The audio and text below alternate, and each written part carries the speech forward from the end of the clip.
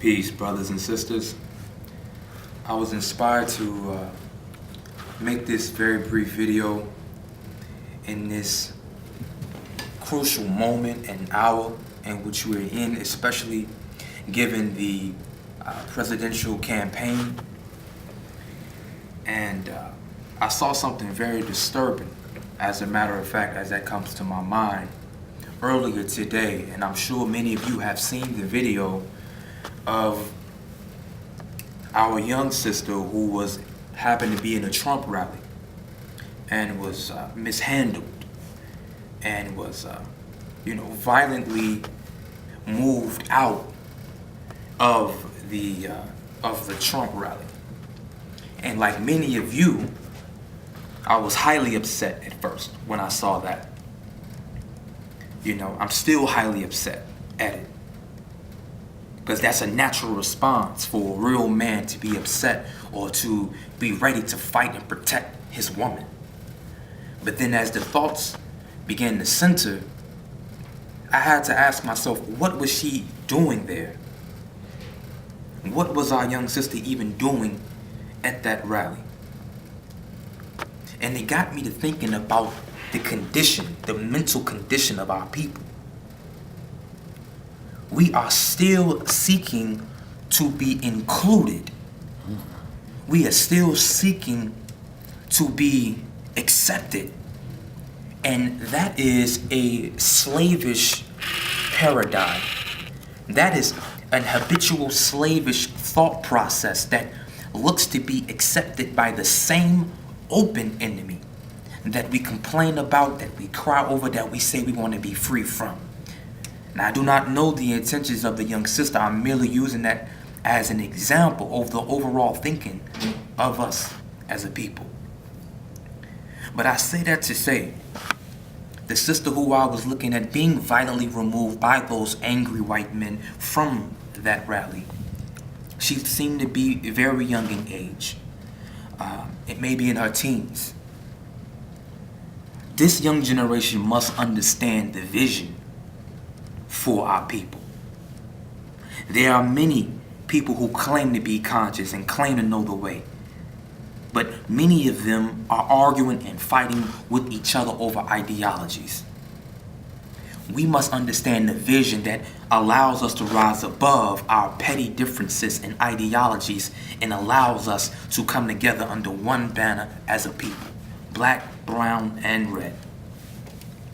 I say that to say this generation, I've said this before, I'm going to say it again. I believe we are a chosen generation. I believe that this generation is what you would call the Joshua generation.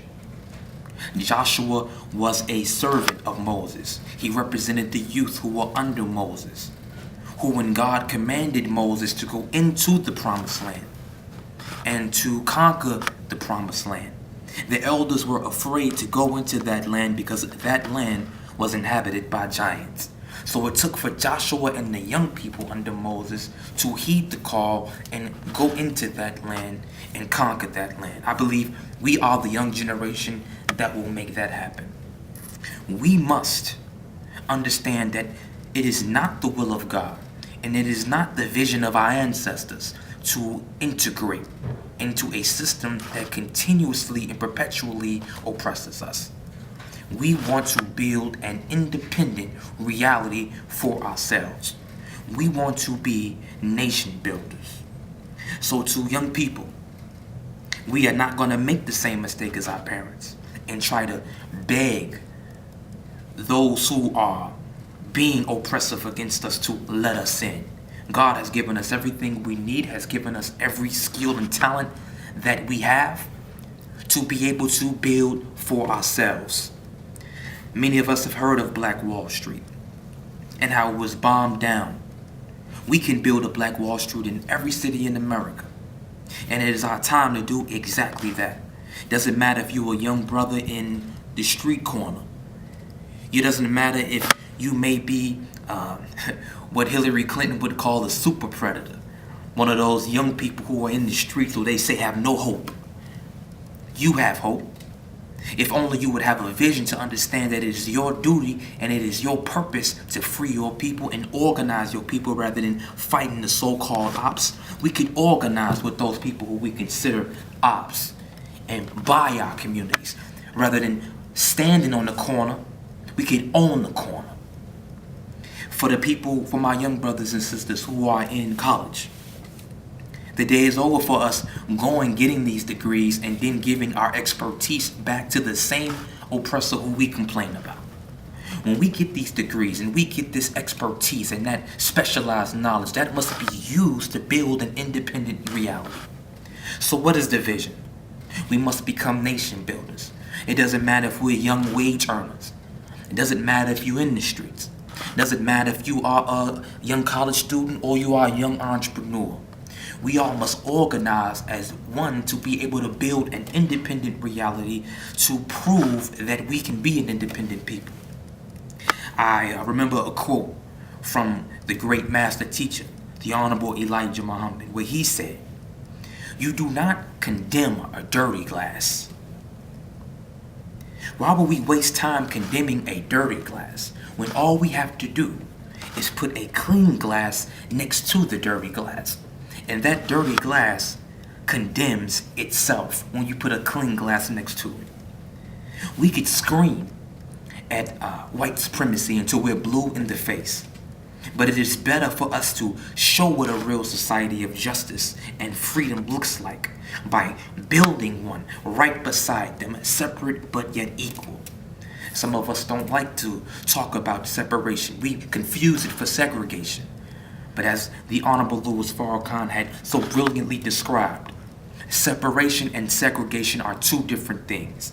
Right now, the condition that the black and the brown are living in America is a state of segregation.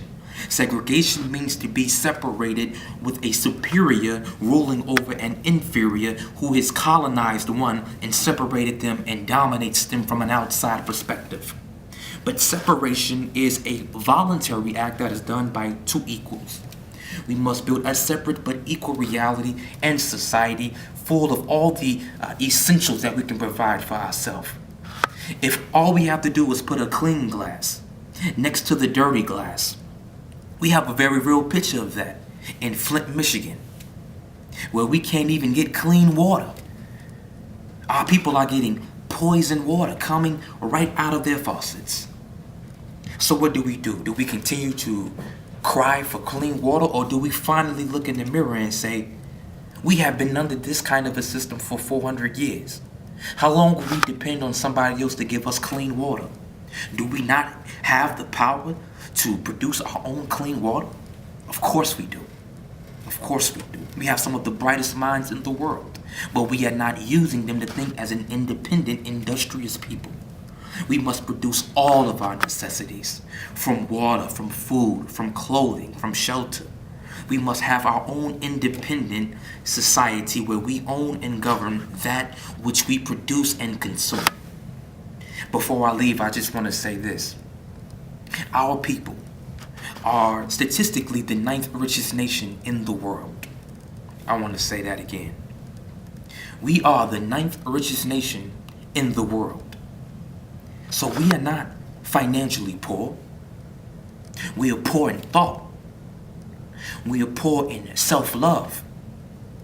We are poor in self-determination. We are poor in unity. So right now we must galvanize our forces. Young people who are in college, let's not make the same mistake as our elders. Let's be prepared to use our college education to build an independent reality like every other people have. And to my young people in the streets, there is a hope for you. You do not have to continuously walk past your abandoned houses and look at your community as a sign of your poverty, because those houses, if you would change your thinking and organize with your peers, you could save your cents and your dollars and own those houses and fix them up. And that's what we want to do. We want to become an industrious people who think for self, who move for self, who do for self. It's our time, brothers and sisters. We must rise from competitive thought to creative thought. White supremacy is dying a natural death. You do not have to fight against it. It is outlived itself. This is why people like Donald Trump can even have high polls, because they are afraid of the fact that the system is dying a natural death. So our purpose is not to fight against a naturally dying thing that the universe itself is removing. Our purpose is to remove ourselves from that which is dying so that we can continue to live on, which we will, because we are the Alpha and we are the Omega. But we must be in tune with the vision of God for ourselves, which is to establish us as an independent reality. Let us change our thinking. Let us begin to network with our peers. Reach out to people who are in your field. Reach out to people who are in your specialized field of knowledge, even if you are a wage earner working a 9 to 5. Save your pennies and your dollars. Let's begin to establish our own. We want land. We want real estate. We want to be able to own where we live.